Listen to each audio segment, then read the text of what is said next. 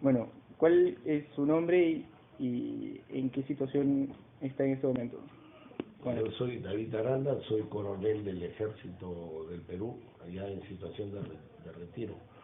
Pero yo soy piloto, porque sigo volando todavía en una empresa particular, pero yo soy piloto del Ejército, de la aviación del Ejército. Usted participó en el conflicto de 1995 contra Ecuador. ¿Cuándo fue destacado? ¿Cuál es la fecha y cuál es la situación? En el año 95, yo el año 94, un año antes, entré a hacer el curso de la Escuela de Guerra, la Escuela Superior de Guerra, el curso que hacen todos los oficiales del grado mayor. Entonces, el año 94 entré, el curso dura 2 años. Después terminó el primer año y justo empezamos las clases de lo que era la división de infantería, por decir, las grandes unidades en el combate. Entonces, esto lo digo porque esto va a ser importante más adelante en el relato que te voy a dar. Empezamos a estudiar lo que decía la doctrina, cómo debería ser la guerra cuando se empleaban grandes unidades. Grandes unidades son una gran unidad de infantería, una gran unidad de combate o de la reserva de fuerzas especiales, que en este caso la división de fuerzas especiales, donde están todos los comandos, la división de la aviación de ejército, donde están todos los pilotos y toda la aviación de ejército. Esas son unidades especiales que entran solamente a reforzar a las unidades normales. Eso lo estudiamos los últimos días de diciembre y los primeros días de enero. Entonces, el día 29 de enero, prácticamente la guerra se generalizó, porque ese día fue el día a las 12:20 más o menos, fue la hora que derribaron un helicóptero, un Mi-8, el helicóptero de Ruiz,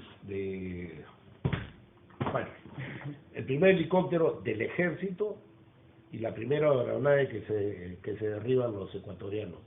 Prácticamente ya con ese hecho la guerra estaba declarada, el conflicto estaba declarado. Pero te voy a comentar que esto no es una cuestión que apareció en el año 95. Esto viene desde el año 41, que fue el conflicto con el Ecuador, que las tropas peruanas entraron, incursionaron hasta el territorio ecuatoriano. Pero el presidente de esa época agarró y dijo, no, devuelvan la frontera, regresamos. Las tropas peruanas entraron hasta el territorio ecuatoriano, conquistaron Zapotí, una serie de pueblos que están más allá de la frontera.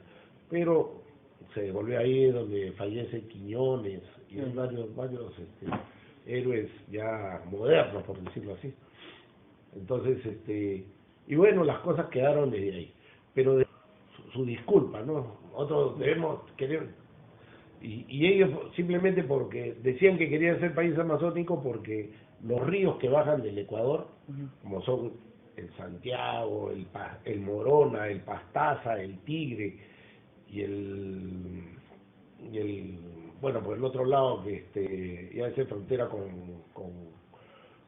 el Ecuador y con Colombia, que es bueno, después te digo, no me voy a seguir acordando, pero básicamente los ríos que desembocan al Marañón, hay varios afluentes del Marañón, desde que entran desde Bagua, Jaén, por ahí hay la línea de frontera con el Ecuador, por ahí este río Nambaye.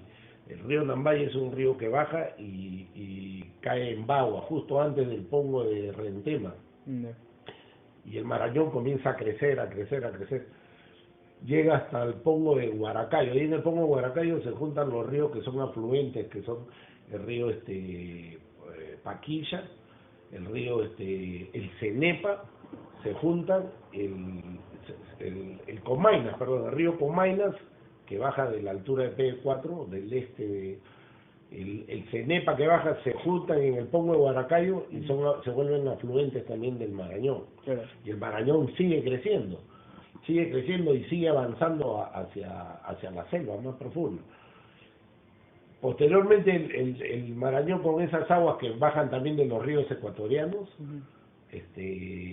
pero llegan a desembocar en el territorio peruano, ¿no? De ahí llegan al pongo a Teniente Pinglo, ahí está el pongo de Manseriche. Usted tendrás que saber qué cosa es el pongo, averíguate. El pongo son los sitios más estrechos donde se juntan los ríos y ahí agarra una velocidad de 200, 300 kilómetros, se estrecha y entra con fuerza, el caudal es mayor. Entonces es una parte estrecha, ese es el pongo. Entonces ahí en Teniente Pinglo, en el pongo de Manseriche, se junta el río Santiago, que baja del Ecuador también, y se junta con el río Ñaupi. El Ñaupi y el Santiago, el Ñaupi es un afluente del Santiago, pero que se juntan justo en la frontera con el Ecuador, esa parte que está delimitada, y el río Santiago crece y se va a juntar, baja y se choca con el Marañón, que está diríamos de subida, y se junta en el pongo de Manseriche y baja, pasa al otro lado, ya pertenece, en ese pongo es la división entre lo que es Amazonas, el departamento de Amazonas que pertenece a Bagua, donde fue el conflicto, el Cenepa, todo, y la parte de Loreto, donde está Iquitos, que es selva plana. Ahí el Marañón sigue su curso, se junta con el Ucayali, con el Guayaga y forman el Amazonas, en el Nauta. Bueno, esa es otra historia. Pero regresamos al lado de acá, entonces, ellos, por el simple hecho, pero no solamente los ríos que bajaban en el departamento de Amazonas, ¿no? Como son el Comainas, el Cenepa, el Santiago, que todos desembocan en el Marañón, cruzan el pongo de Manseriche y siguen bajando hasta el Nauta, donde se juntan con el Ucayali y forman, ahí nace el Amazonas. Se juntan el Marañón y el Ucayali. Entonces, pero a lo largo de, ya cuando el Marañón, en el pongo de Manseriche, pasa al departamento de Loreto, ahí en ese límite baja el río Morona, que baja del Ecuador también. Después sigue el río Pastaza.